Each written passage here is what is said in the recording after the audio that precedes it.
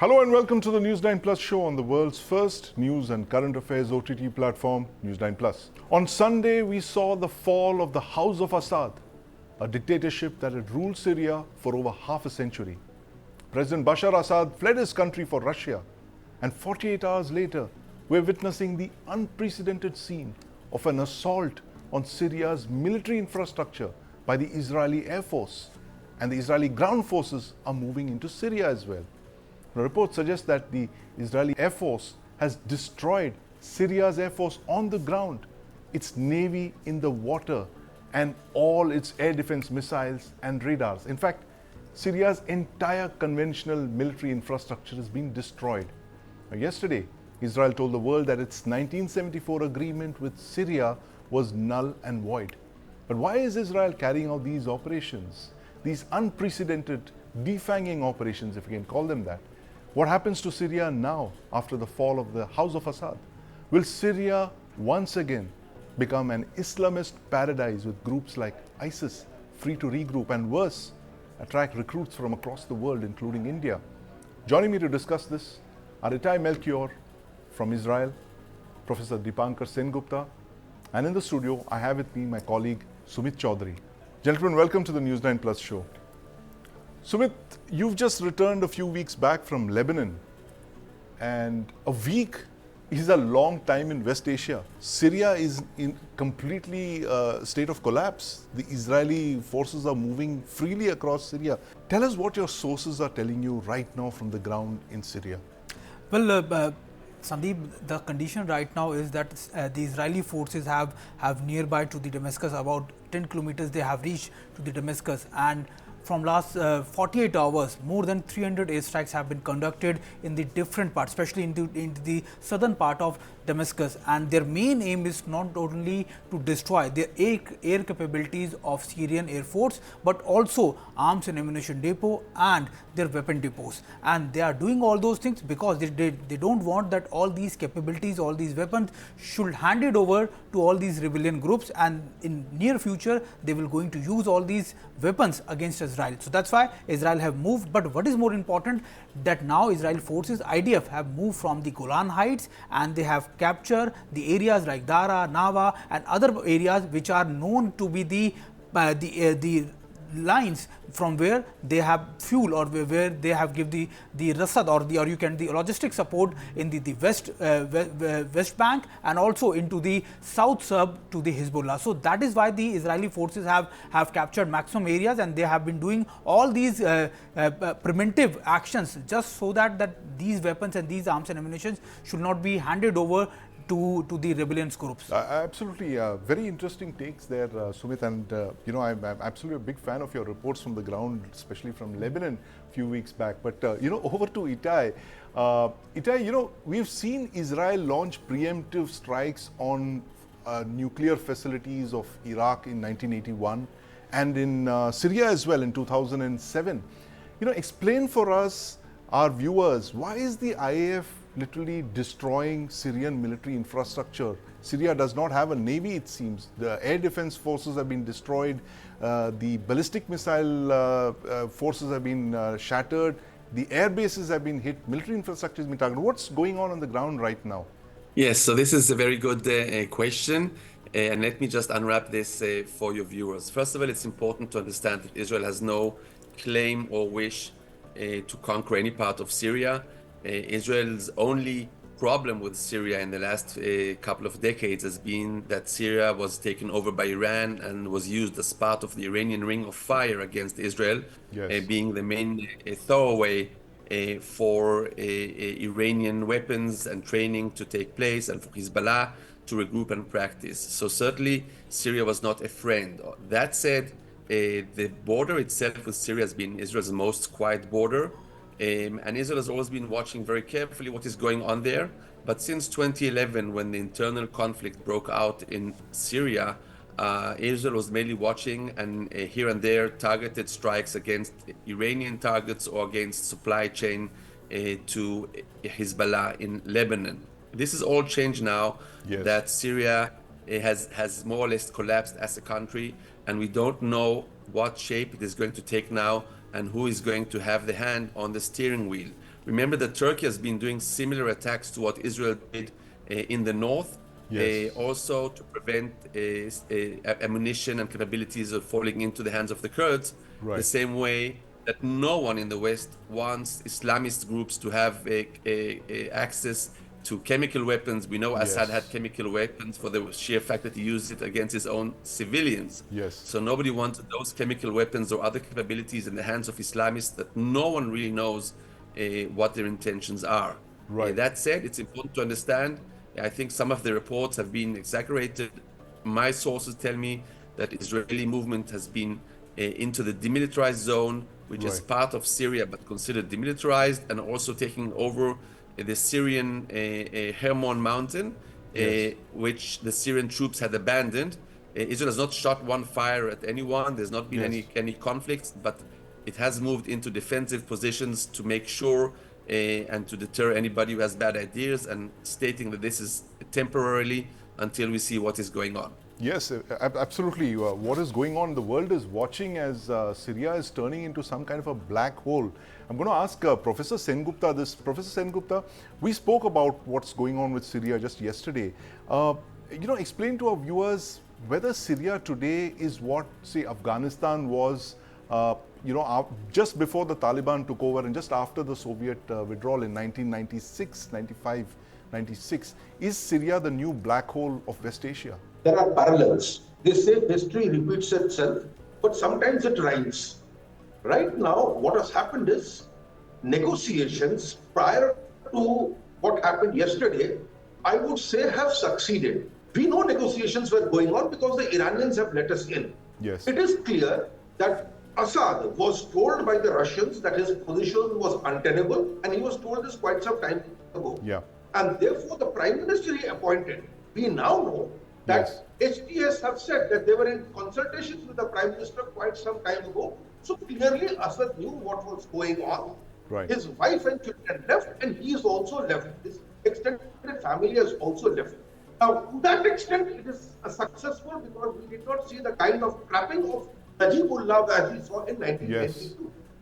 Now, the other thing is the other silver part is you don't have rival groups of the various factions, various Syrian factions fighting to enter Damascus, as we saw in Kabul in 1992-93, whereby Kabul was completely destroyed.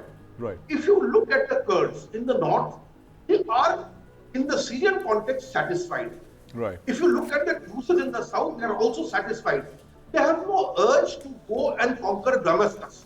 Right. This is not a warlord kind of a game which the Syrian opposition is playing. Right. Because remember, Syria, much like Afghanistan, is a multi-ethnic state. Yes. 50% are Arabs, 50% belong to the various other,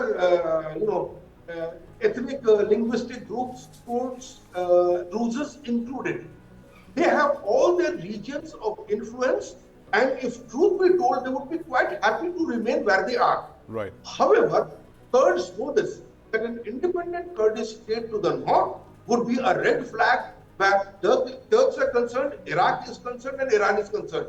Yes. They have not tried to ask for an independent Kurdistan or a Rojevo at the north. Right. What they have said is they want to be part of a multi-ethnic federal Syrian state, and the only person standing between that goal and was Assad. Now Assad has departed. It now remains to be seen how the HTS, which has taken over Damascus, how it behaves. Right. There are some good statements in the sense that they have said they will wait for 1.5 years in line with the UN resolutions to consult with other opposition parties as to what sort of state should come about. They have not said that they are going to build an Islamic state. At the same time, they have given a warning to Alawites, who are seen as heretics, that certain practices that they practice are not in consonance with their version of Islam, and they should stop from doing this. So there are some very good points at this point in time. But remember, these are the persons who have taken over Damascus was part of the ISIS. Yes. Can the leopard change its spots? I think if a leopard is hit sufficiently hard and for a sufficiently long period of time, it may not be able to change its he can behave. So let us be hopeful for Syria and let us see what happens. Yeah, let's see what happens. But interesting observation there, the leopard. Can the leopard change its spots, Sumit?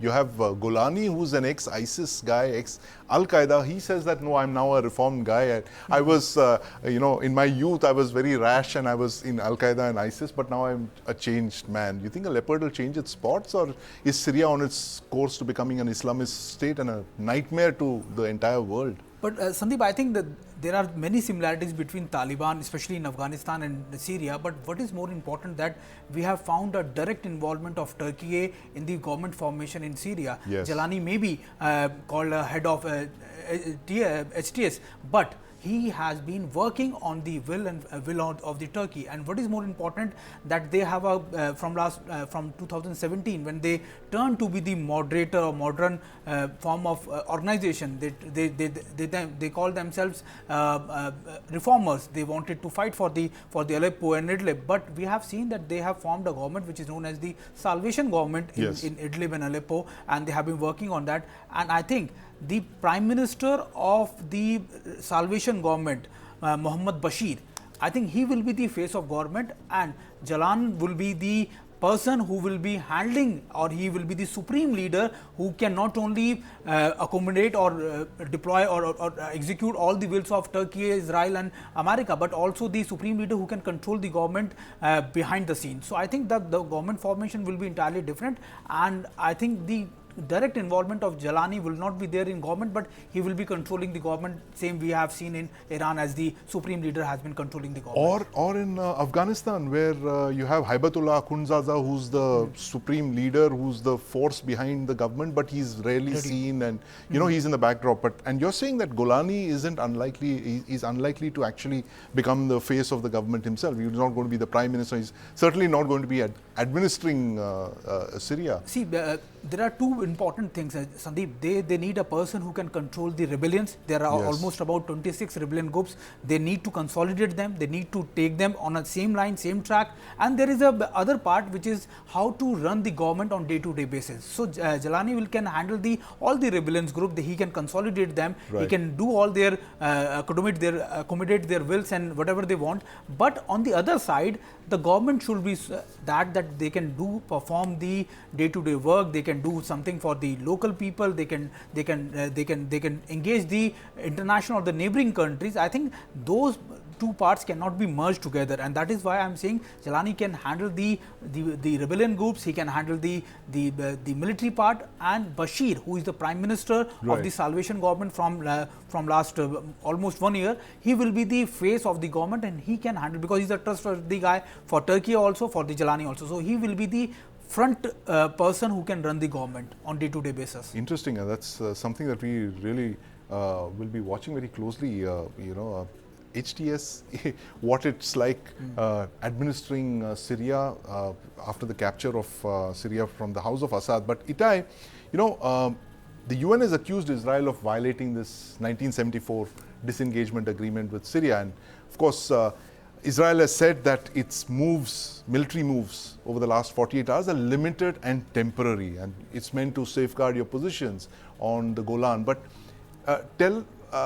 explain for us what these limited and temporary moves mean. I mean, is there a point where the Israeli forces will pull back, say if a government takes over in Damascus of the kind that Sumit has just been telling us? You see, UN resolutions are not something that I will go by. The UN has mostly been wrong about things happening and has actually not been able to prevent any atrocity, not speaking about the civil war with hundreds of thousands of people dead. We just saw now they found the books in the prisons of dozens of thousands of people executed by the Assad regime, and millions of Syrians who had to flee to Europe and other Middle Eastern countries, including, by the way, to Israel for medical treatment. So really the UN position here I don't think is important. I want to point elsewhere, because you were trying to make a comparison to Afghanistan, and I think the more correct comparison here, sadly, is to Libya, where today we have two Libyas. And the question is, are we going to end up with only two Syrias or with more than two Syrias? Because remember that the Golani camp is backed by Turkey, and I don't think they want the Kurds to have any part of the new regime and leadership. And therefore we may end up in at least two different Syrias. Right. Yes, the question is who sits in Damascus and is the official Syria. Yes. But I doubt that we'll be seeing one Syria outcome.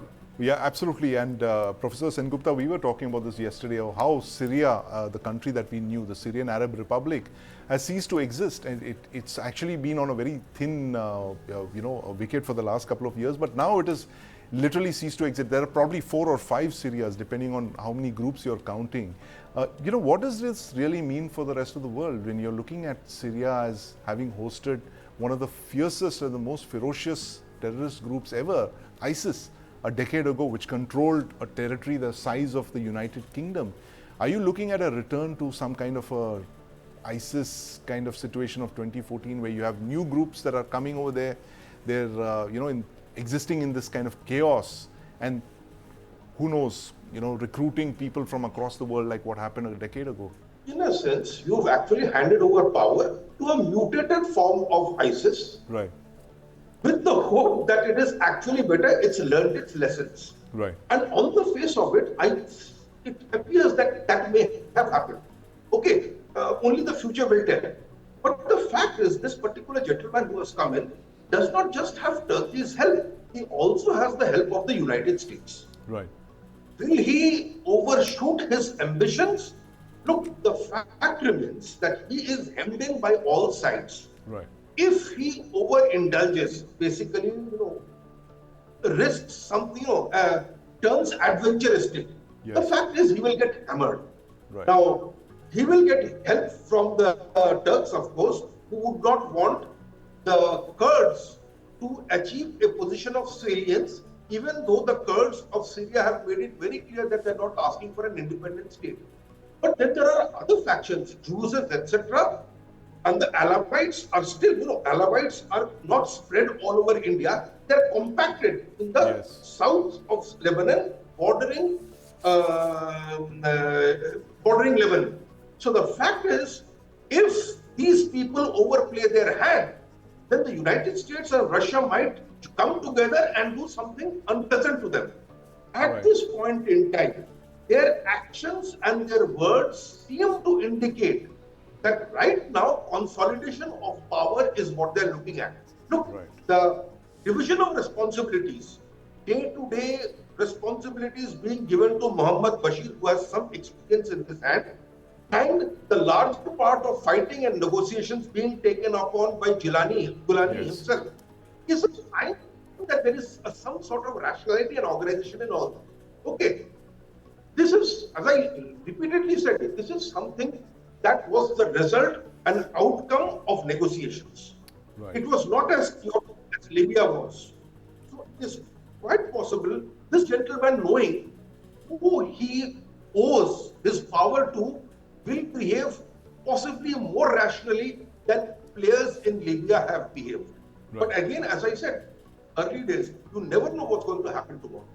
Early days, you never know what's going to happen tomorrow. And Syria, the new black hole in West Asia, is a story that's taken the world by storm. And literally no country in the world that has interests in a peaceful and stable West Asia can afford to take this lying down. And thank you very much, Itai, for joining us this evening. Itai, Professor Sengupta, and of course, my colleague Sumit Chaudhary, who's extensively covered the war in West Asia. That's a story we'll be tracking on the News9 Plus show.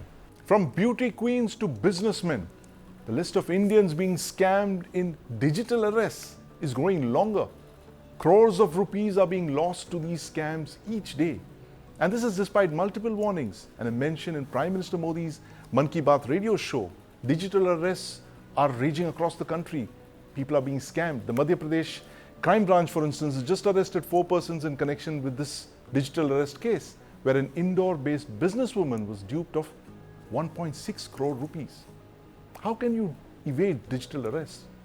Joining me to discuss this are Mr. Sai Dekhne, whose wife Reena was the victim of a digital arrest recently. And in the studio, I have with me my colleague Deepak Badana. Mr. Dekhne, very sorry to hear about what your wife had to go through. Could you explain to our viewers what exactly happened a few months back when she picked up that call, that video call that purportedly belonged to a police officer from one of the state police forces? Tell us what happened exactly. It was 24th of August, and it was Saturday. As it was the fourth Saturday, so my wife was having a week off there, and I was traveling on that day at Gandhinagar. So she received a call at 8:45 with a courier courier person calling that he called from FedEx, and they have got her some courier and which customs have stopped it, and so a legal action will be taken against her. So please be posted on that. After this, at 9:15, she received a call from a person who called himself a police inspector of Mumbai Crime Branch, Right. and told that we have received a packet which was been booked by her to Thailand, and that packet was contained some MDM drugs, some laptops, some passports, Right. and all that stuff which are illegals. And this is a bigger crime. I shared her exact Aadhaar number, Right. Aadhaar card number, which shocked her really, because she thought that how can my Aadhaar number can go to someone else. Right. They got right, and then after they started the procedure where different people were talking in between them that we have got this culprit she is with us, and we are proceeding with this, and they were not allowing her to move from the camera side. Right. So, Even though- Mr. Dekne, in fact, let me just play out that video of Reena being scammed by these, scamsters, and that'll give you an idea of how convincing this whole thing was. I mean, it's a very elaborate charade, Deepak, where you had this scamster disguised as a policeman, and we'll just play it out for the benefit of our viewers, so you are more aware of such so-called digital scam arrests. Yes mister Rena, कुछ ही समय के लिए आप खड़ी हो जाइए, अपना मोबाइल पोर्ट्रेट पोजीशन में अपने फ्रंट पे एडजस्ट कीजिए, आप कंप्लीट कैमरा में नजर आनी चाहिए। Yes sir. यस, मोबाइल को पोर्ट्रेट पोजीशन में सेट कीजिए, हाथ में मत पकड़िए मोबाइल को।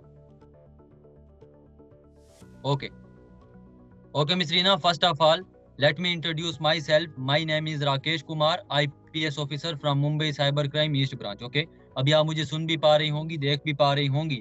So मिस रीना, आपका जो केस है बहुत सीरियस केस है। इन्वेस्टिगेशन ऑफिसर के द्वारा जो है मुझे ऑल इन्फॉर्मेशन दी गई है आपके केस के रिलेटेड। ओके मिस रीना, देखिए बहुत सीरियस केस है। It's not a normal case. There have one parcel sent from Mumbai to Thailand under your name and your Aadhaar card, and inside the parcel there have some illegal stuffs. आपके नाम से एक bank account भी created है जिसमें 6.8 million की money laundering की गई है, ह्यूमन ट्रैफिकिंग की गई है।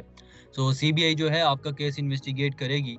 यस, अभी मुझे बताया गया ऑफिसर के द्वारा, सीबीआई ऑफिसर के द्वारा आपको एक्नॉलेजमेंट जो है लेटर ट्रांसफर किया गया है आपके अकाउंट्स की सर्वेलेंस करने के लिए, जिसमें अमाउंट जो मेंशन है 99% है, right?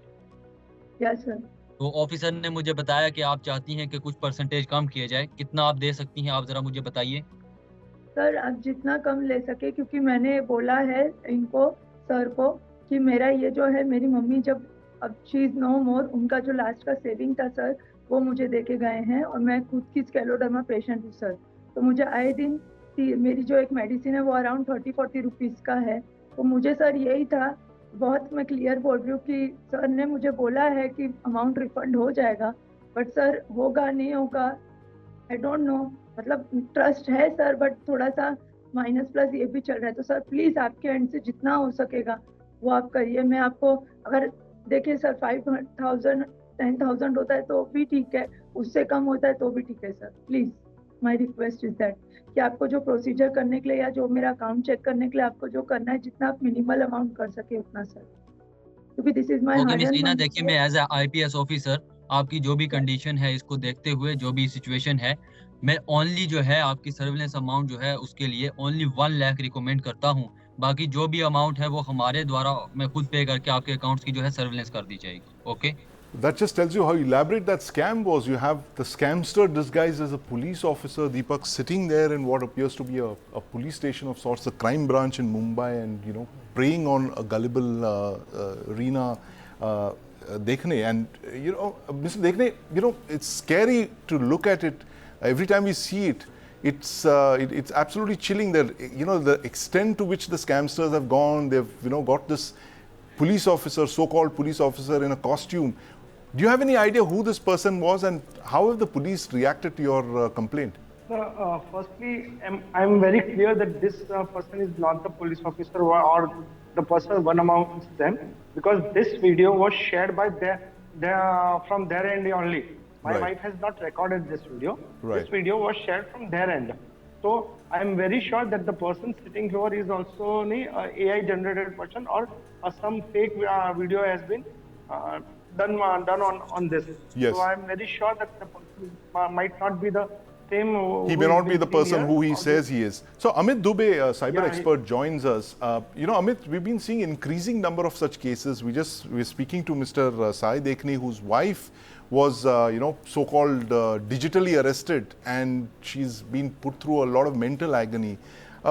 What can citizens really do when you get a call like this? And the instinct is to believe such calls, especially when you see a police officer at the other end. What are the rules of the road really when you're being scammed like this? First of all, we need to understand that the way they engage many people in this entire conversation make it very believable. Actually, it all starts with an IVR call. Right. And normally people think that IVR call cannot be sort of used by criminals and it is an official way of communication. Right. So you get an IVR call where pre-recorded voice is saying that there is a courier which has been returned and you need to connect to our customer care executive. Please press Right. 9. You press 9 and then you get to that person, and that the person is actually starts sounding very helpful to you. That okay, there is a courier which has some malicious things and blah blah blah, and now there is a case against you, and police will start the investigation. So it is seated in your mind that there is a courier which you had sent and which has returned. Though you have not sent any courier, but it is seated in your mind. Right. Now, when they connect you with police officer, you start the communication. The police says that, okay, what is the matter? Why are you calling me? And they said, sir, there is a courier and I think it has been returned. So it is already being told to your mind that Right. you have accepted that there is a courier. Now, whatever happens after that, it is because you are only convinced that there is an issue. So I think these kind of modus operandis will keep on changing. They'll come up with some other modus operandi. Tomorrow, because of AI, they can even do it at Right. larger scale. Right. And you multiple people parallelly. So that's why I think the key cause that I feel over here, that people are, they don't know the way police works. They are Yes. not aware about legal matters, and they have never been to police stations. Right. That's why they start believing these kind of calls very easily. The moment they see a police officer in dress, Yes. there's no point, they don't. And that's the reason eventually they get duped. They are digitally arrested for 5 days, 7 days, even 50 days. Right. Understand the trauma that they had gone through during Yes. those 15 days, 10 days, when they are not sharing this with their parents or even with their wives and husbands, Yes. and managing it on their own, going to police this bank and transferring this money through RTGS. I've seen cases where people have done everything, like taken loan also from other people and Right. transferred. Right. So this is yes. this is not something which is happening just for a moment. This is a very long duration trauma, and this is being created because there are multiple people are involved in this entire modus operandi. That's why you start trusting them. My point is, zero trust is the key. You should not trust any such call. Though it is very easy to say, but I think this is the only thing which I can suggest right now. Tomorrow they can even call you from impersonating any other government department, maybe Supreme Court, maybe Yes. RTO office, maybe some. Start trusting them as well. So please never ever trust any such call if they are impersonating any government bodies. Please verify, share it with others, unless if you are convinced. Don't do. Yeah, zero trust is the key, Amit Dubey. In fact, it should be for every such scam, including these digital arrests. But, over to you, Sai Dekne, how much agony did this particular case cost you? Did you lose a lot of money? And what has been the case? Where does the case stand today? Just to understand what the common man has to go through in such cases of digital arrests. Sir, the lack of knowledge is the biggest problem in this type of cases. Though my wife registered this complaint on 1903 just within 45 minutes of the transfer. But again, she was very less aware of the details of how police system works, as Amit rightly said, that people are not aware of the working systems of police or any government bodies, and that is the main problem. Now, after doing it on 1930, she didn't know exact which police station was there of we live in. So she told our address, and that the 1930 guy put us in a Vadodara rural police station, Right. which we were not there. So to change the police station, it took 20 days. Right. And after 20 days also, my FIR was not registered. Surprised me. Now, FIR was not registered, and they told us that this acknowledged number, whatever is given, is the FIR number itself. So you can do anything with it. But after this, after 2 months of my case, the media highlighted this case due to some digital arrest remarks made by the Prime Minister Modi on Mann Ki Baat. Yes. So media started highlighting this case, and then after 2 months, the police officer who was saying that there is no need of FIR came to my home, came to my wife's office, and went there and said that we want to register FIR. Please sit with us and register the FIR. So the basic thing is that police and the system is not working properly here, because people are unaware of what to do in such cases. Absolutely. Today also I am not aware. I am not aware of my status, what is exactly happening, or what type of where is the procedure gone till date is not been updated to me by any means.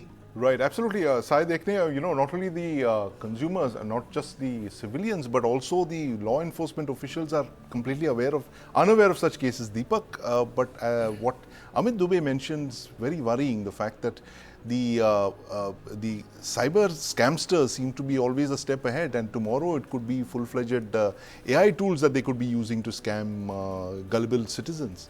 I think there's something to be said on part of the law enforcement agencies. There needs to be a sustained drive towards awareness creation. Right.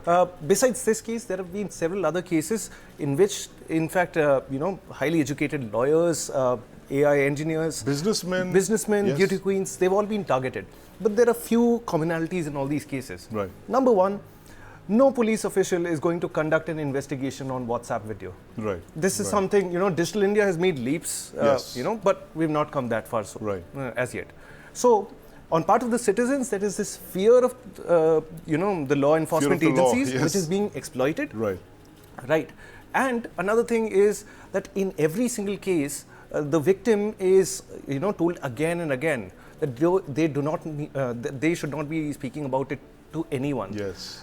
I don't think, in cases beyond national security, this is ever a directive that comes from law enforcement agencies. Absolutely, but the point that you mentioned is that, the law enforcement agencies, Amit Dubey, are equally clueless about what to do in such situations. As Sai Dekne mentioned, that he's been running from pillar to post. It's only when his case was highlighted in the media that the police actually woke up. But what kind of sensitization is needed on the part of the law enforcement officials, especially the police and the cybercrime authorities? I think, the challenges are at multifolds. First of all, when we start investigating these cases, we find that the accounts where the money was transferred, they are on those people, those do not know that there are accounts on their name.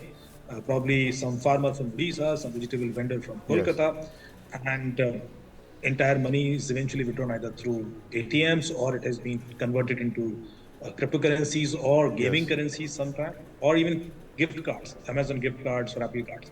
And then it becomes absolutely anonymous, that you can't track that money. Yes. The SIM card has been used in this entire communication. This is also on some unknown people's name. Unknown means like someone's name who does not know that there are SIM cards running. And then the only thing which we have is the location, and the location is also their not exact location, because they might not be working from the same location every day. So eventually the police investigation ends here. They can't, even if they arrest that person, because of some human interference, how to map these digital evidences to him, that he was actually using the SIM card, or because even mobile phone was a stolen mobile phone. So that's why most of criminals, they get easy bails and not getting prosecuted timely, and that is the reason that they are very confident. They are very confident they can get away with the law very easily. I think this is something which we fix. First of all, we need to create that fear among criminals also, that they can't play with the law unless until we prosecutions and then actually ending this case to a logical conclusion. This will not stop. They'll get more confidence even They'll start using more sophisticated tools eventually. So just making awareness will not help. I can make you aware about OTP theft today. Tomorrow they'll start using modus operandi.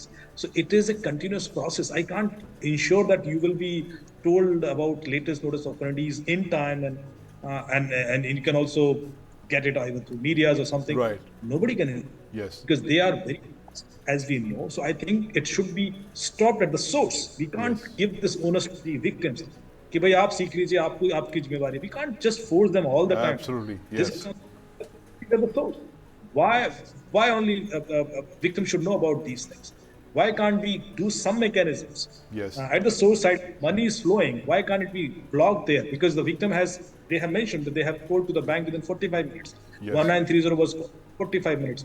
Tell me a method through which you can withdraw lakhs and lakhs of rupees through ATMs within 45 minutes. It's not possible. Right. Even if you transfer it to some other account, it takes time because you have to add the account. Even if you have to purchase something. Yes. So why can't this be blocked at that time? And if it has been transferred to some other account, there it should have been blocked. Yes. So just for your information, 7th of October, UK government has made a law. And they have made banks accountable for everything. Even if there is a mistake by victim, they have transferred this money because of some ignorance or because of fear. Bank will be liable to pay back entire money within 5 days. They are responsible. They can't just say to the victim, "Ki galti aapki thi." No, it won't work. So what's the law in India? Is the law does the law make it incumbent on the banks to reimburse scam victims? What's the law in India, and what really needs to change here? So right now the law says that whoever has done the mistake, the liability goes on. So if it is because of the bank's ignorance or bank's mistake, bank will pay back the money if it is victim. But 99% time it is victim who is doing a mistake because he is ignorant. Right. So that's why nobody gets their money back. But in UK they have made it clear that even if it is victim, doesn't matter. Bank is liable. They'll have to pay the entire money within 5. Yes. That is very powerful. Or now bank will have to implement all technologies to track that money. Absolutely. To get their money. Yeah, very important points there, Amit. The fact that we're putting the burden or the onus of this entire thing on the victims itself, and say that victims have to be more aware and they should be more careful and beware of these scams. And as Amit was saying, that zero trust is of course the key. But why are we allowing the law enforcement officials to get away with it? The policeman, for instance, who made Sai Dekhne and his wife Reena run from pillar to post. Why should they get away? The banks should be made liable and culpable in this cases of digital arrest. And until the time that happens, you're going to be having hundreds of more such cases of digital arrest. But I'm sorry, we are completely out of time. Thank you very much for joining us, Amit Dubey, and of course, Sai Dekhne, to talk about digital arrest. And that's a story that Deepak Badana has been working on for several weeks. And you're going to be seeing a story on digital arrest. In fact, the source of many of these cases, digital arrest, does not lie within the boundaries of India. But that's a story that Deepak is going to bring to you on News9 very shortly. Thank you for watching.